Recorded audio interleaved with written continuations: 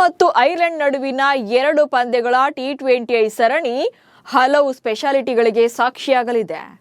Team India ಪರ Shreyas Iyer captain ಆಗಿ ಹೊಸ ಇನ್ನಿಂಗ್ಸ್ ಶುರು ಮಾಡ್ತಾರೆ. ಹಾಗೆ ಈ ಸೀರೀಸ್ನೊಂದಿಗೆ ಶ್ರೇಯಸ್ಗೆ ಹೊಸ ಚಾಲೆಂಜಸ್ ಕೂಡ ಇದೆ. ಸೊ ಏನೆಲ್ಲ ಅನ್ನೋದನ್ನ ಈ ವಿಡಿಯೋದಲ್ಲಿ ಹೇಳ್ತೇನೆ. ನಾನು ಶಾಂತ. ನೀವು ಸುದ್ದಿಯಾನದ ಸಬ್ಸ್ಕ್ರೈಬರ್ ಆಗೋದಕ್ಕೆ ಮರಿಬೇಡಿ. 2024ರ ಟಿ20 ವಿಶ್ವಕಪ್ ಗೆದ್ದ ಮೇಲೆ ಭಾರತ ಒಂದೇ ಒಂದು ಟಿ20ಯ ಸರಣಿಯನ್ನು ಕೂಡ ಸೋಲದೆ 2026ರಲ್ಲೂ ಕೂಡ ಟಿ20 ವಿಶ್ವಕಪ್ನ ಚಾಂಪಿಯನ್ ಆಗಿದೆ. ಇದೀಗ ಶ್ರೇಯಸ್ ಅಯ್ಯರ್ ಮುಂದಾಳತ್ವದಲ್ಲಿ ಮುಂದಿನ ಜರ್ನಿ ಶುರುವಾಗುತ್ತೆ. ಮುಂದಿನ ವಾರ ಇಂಗ್ಲೆಂಡ್ ವಿರುದ್ಧದ ಸರಣಿಗೂ ಮುನ್ನ ಐರ್ಲೆಂಡ್ ವಿರುದ್ಧದ ಈ 2 ಪಂದ್ಯಗಳ ಸೀರೀಸ್ ಭಾರತಕ್ಕೆ ಒಂಥರ ವಾರ್ಮ್ ಅಪ್ ಮ್ಯಾಚ್ ಇದ್ದಂಗೆ. ಹೀಗಾಗಿ ಇಲ್ಲಿಂದಲೇ ಭಾರತದ ವಿಜಯ ಯಾತ್ರೆ ಕೂಡ ಶುರು ಆಗಬೇಕಿದೆ. ಶ್ರೇಯಸ್ ಅಯ್ಯರ್ ಅವರ ನಾಯಕತ್ವದಲ್ಲಿ ತಂಡದ ಪ್ರದರ್ಶನದ ಮೇಲೆ ಬಿಸಿಸಿಐ ಹದ್ದಿನ ಕಣ್ಣಿಟ್ಟಿದೆ. ಬಲಿಷ್ಠ ಭಾರತವನ್ನ ಅದೇ ದಾರಿಯಲ್ಲಿ ಮುನ್ನಡೆಸಬೇಕಿದೆ ಶ್ರೇಯಸ್.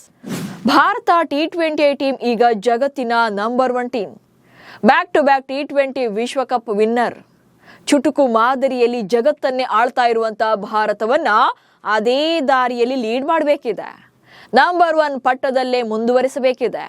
ಸೊ ಏನೆಲ್ಲ ಚಾಲೆಂಜಸ್ ಈಗ ಶ್ರೇಯಸ್ ಎದುರಿಗೆ ಇದೆ ಅನ್ನೋದನ್ನ ಒಂದೊಂದಾಗಿ ನೋಡ್ತಾ ಹೋಗೋಣ. 3 ವರ್ಷದ ಬಳಿಕ ಟಿ20 ತಂಡಕ್ಕೆ ಕಮ್ ಬ್ಯಾಕ್ ಹಾಗೆ ಕ್ಯಾಪ್ಟನ್ಸಿ. ಇಲ್ಲಿ ಶ್ರೇಯಸ್ ಅಯ್ಯರ್ಗೆ ಬಿಸಿಸಿಐ ಕ್ಯಾಪ್ಟನ್ಸಿ ಪಟ್ಟವನ್ನ ನೀಡಿದ್ದೇ ವಿಶೇಷವಾಗಿರುವಂತದ್ದು. ಯಾಕಂದ್ರೆ ಟಿ20 ತಂಡದ ಪರ ಆಡಿ ಶ್ರೇಯಸ್ ಅಯ್ಯರ್ ಆಲ್ರೆಡಿ 3 ವರ್ಷಗಳೇ ಕಳೆದಿತ್ತು. ಆದ್ರೆ ಈಗ ಭಾರತ ಟಿ20 ತಂಡಕ್ಕೆ ಕಮ್ ಬ್ಯಾಕ್ ಮಾಡಿದ್ದಾರೆ, ಅದು ಕೂಡ ಒಬ್ಬ ಕ್ಯಾಪ್ಟನ್ ಆಗಿ.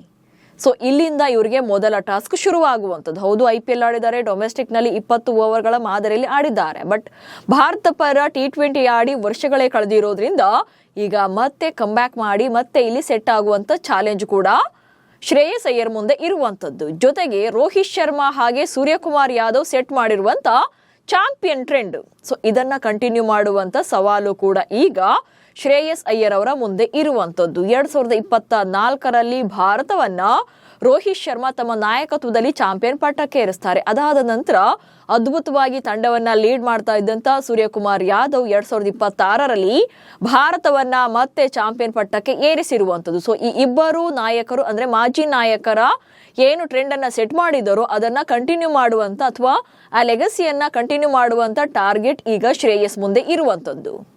2024ರಿಂದ ಈಚೆಗೆ ಒಮ್ಮೆಯೂ ಕೂಡ ಟಿ20 ಸರಣಿಯನ್ನ ಸೋಲದಂತ ಭಾರತ. ಯಾವಾಗ 2024ರಲ್ಲಿ ಭಾರತ ಚಾಂಪಿಯನ್ ಪಟ್ಟಕ್ಕೇರಿತ್ತು, ಆನಂತರ ಯಾವುದೇ ಟಿ20 ಸರಣಿಯನ್ನ ಸೋಲದೇ ಇಲ್ಲ. ಸೊ ಅಲ್ಲಿ ಪಂದ್ಯಗಳನ್ನ ಸೋತಿರ್ಬೋದು, ಕೆಲ ಪಂದ್ಯಗಳನ್ನ, ಬಟ್ ಯಾವತ್ತಿಗೂ ಕೂಡ ಟಿ20 ಮಾದರಿಯಲ್ಲಿ ಬ್ಯಾಕ್ ಟು ಬ್ಯಾಕ್ ಪಂದ್ಯಗಳನ್ನ ಸೋತಿಲ್ಲ. ಜೊತೆಗೆ ಒಂದೇ ಒಂದು ಸರಣಿಯನ್ನು ಕೂಡ ಸೋಲಿಲ್ಲ. ಸೊ ಆ ದಾಖಲೆಯನ್ನು ಕೂಡ ಹಾಗೆ ಕಂಟಿನ್ಯೂ ಮಾಡಬೇಕಿದೆ. ಇನ್ನು 2026ರ ಟಿ20 ವಿಶ್ವಕಪ್ ಬಳಿಕ ಮೊದಲ ಟಿ20 ಸರಣಿ. ಕಳೆದ ಮಾರ್ಚ್ನಲ್ಲಿ ಭಾರತ ಟಿ20 ವಿಶ್ವಕಪ್ ನಲ್ಲಿ ಚಾಂಪಿಯನ್ ಆದ ಬಳಿಕ ಫುಲ್ IPL ನಲ್ಲಿ ಕಂಪ್ಲೀಟ್ ಆಗಿ ಬ್ಯುಸಿ ಆಗಿತ್ತು. ಸೊ ಈಗ ಅದಾದ್ಮೇಲೆ ಅಫ್ಘಾನಿಸ್ತಾನ ವಿರುದ್ಧ ಟೆಸ್ಟ್ ಮ್ಯಾಚ್ ಹಾಗೆ ಏಕದಿನ ಪಂದ್ಯಗಳ ಸರಣಿಯನ್ನು ಆಡಿದ್ರು ಕೂಡ ಈಗ ಭಾರತ ಟಿ20 ವಿಶ್ವಕಪ್ ಬಳಿಕ ಆಡ್ತಾ ಇರುವಂತ ಟಿ20 ಸರಣಿ ಇದು. ಸೊ ಇಲ್ಲಿಂದಲೇ ವಿಜಯ ಯಾತ್ರೆ ಕಂಟಿನ್ಯೂ ಆಗಬೇಕಿದೆ. ಇನ್ನು ಟೀಮ್ ನಲ್ಲಿದ್ದವರನ್ನ ಬಿಟ್ಟು ಕ್ಯಾಪ್ಟನ್ಸಿ ನೀಡಿರುವಂತ ಬಿಸಿಸಿಐ. ಇಲ್ಲಿ ಏನು ಆಲ್ರೆಡಿ ಈಗ ಸೂರ್ಯಕುಮಾರ್ ಯಾದವ್ ಅವರ ಕ್ಯಾಪ್ಟನ್ಸಿಯಲ್ಲಿ ಯಾರೆಲ್ಲ ತಂಡದಲ್ಲಿದ್ರು ಅವರು ಕೂಡ ಒಂದಷ್ಟು ಜನ, ಈಗ ಒಂದಷ್ಟು ಪ್ಲೇಯರ್ಗಳು ಈ ತಂಡದಲ್ಲಿ ಇದ್ರೂ ಕೂಡ ಅವರನ್ನೆಲ್ಲ ಬಿಟ್ಟು ಶ್ರೇಯಸ್ ಅಯ್ಯರ್ಗೆ ನಾಯಕತ್ವದ ಹೊಣೆಯನ್ನ ನೀಡಿದೆ ಬಿಸಿಸಿಐ. ಸೊ ಬಿಸಿಸಿಐನ ಈ ನಂಬಿಕೆಯನ್ನ ಉಳಿಸಿಕೊಳ್ಳಬೇಕಾದಂತ ಚಾಲೆಂಜ್ ಕೂಡ ಈಗ ಶ್ರೇಯಸ್ ಮುಂದೆ ಇರುವಂತದ್ದು. ಇದೆಲ್ಲಕ್ಕಿಂತ ಮುಖ್ಯವಾಗಿ 2028ರಲ್ಲಿ ಟಿ20 ವಿಶ್ವಕಪ್ ಹಾಗೆ ಒಲಿಂಪಿಕ್ಸ್ ನಲ್ಲಿ ಟೂರ್ನಿಯನ್ನ ಆಡಬೇಕಿದೆ ಭಾರತ. ಇಲ್ಲಿ 2028ರ ವಿಶ್ವಕಪ್ ಅನ್ನ ಟಾರ್ಗೆಟ್ ನಲ್ಲಿ ಇಟ್ಕೊಂಡೆ ಇಲ್ಲಿ ಶ್ರೇಯಸ್ ಅಯ್ಯರ್ ಇಲ್ಲಿಂದ ಜರ್ನಿಯನ್ನ ಸ್ಟಾರ್ಟ್ ಮಾಡಬೇಕಾಗುತ್ತೆ. ಅದು ಅಲ್ಲದೆ 2028ರಲ್ಲಿ ಒಲಿಂಪಿಕ್ಸ್ ನಲ್ಲೂ ಕೂಡ ಕ್ರಿಕೆಟ್ ಆಡ್ತಾ ಇರೋದ್ರಿಂದ ಭಾರತ ಒಲಿಂಪಿಕ್ಸ್ ನಲ್ಲಿ ಗೆಲ್ಲುವಂತ ಟಾರ್ಗೆಟ್ ಅನ್ನ ಇಟ್ಕೊಂಡು ತಂಡವನ್ನ ಬಲಿಷ್ಠವಾಗಿ ಮುನ್ನಡೆಸಬೇಕಿದೆ. ಜೊತೆಗೆ ಒಂದು ಟ್ರೆಂಡ್ ಅನ್ನ ಸೆಟ್ ಮಾಡ್ತಾ ಹೋಗ್ಬೇಕಿದೆ. ಇನ್ನು ಕ್ಯಾಪ್ಟನ್ಸಿ ಜೊತೆಗೆ ಬ್ಯಾಟಿಂಗ್ ನಲ್ಲೂ ಕೂಡ ಸದ್ದು ಮಾಡುವಂತ ಸವಾಲಿದೆ.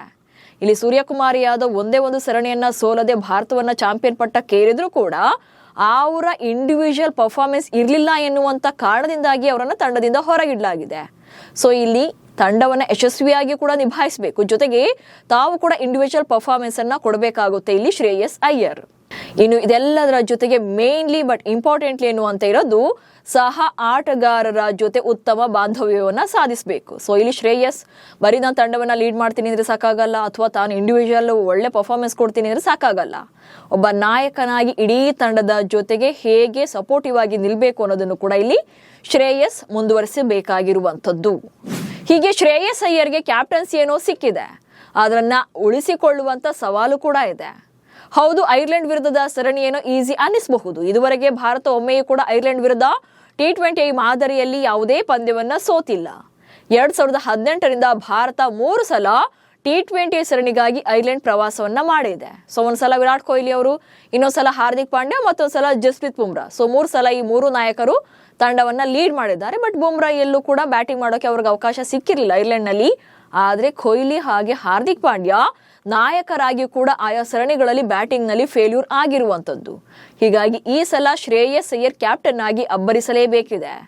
ಸೊ ಅಂತಿಮವಾಗಿ ನಿಮ್ಮ ಪ್ರಕಾರ ಶ್ರೇಯಸ್ ಅಯ್ಯರ್ T20 ಕ್ಯಾಪ್ಟನ್ ಆಗಿ ಸಕ್ಸಸ್ ಆಗ್ತಾರಾ ಅನ್ನೋ ಬಗ್ಗೆ ಕಮೆಂಟ್ಸ್ ಮೂಲಕ ತಿಳಿಸಿ. ಹಾಗೆ ಸುದ್ದಿಯನ್ನ ಫಾಲೋ ಮಾಡಿ. ನಮಸ್ಕಾರ.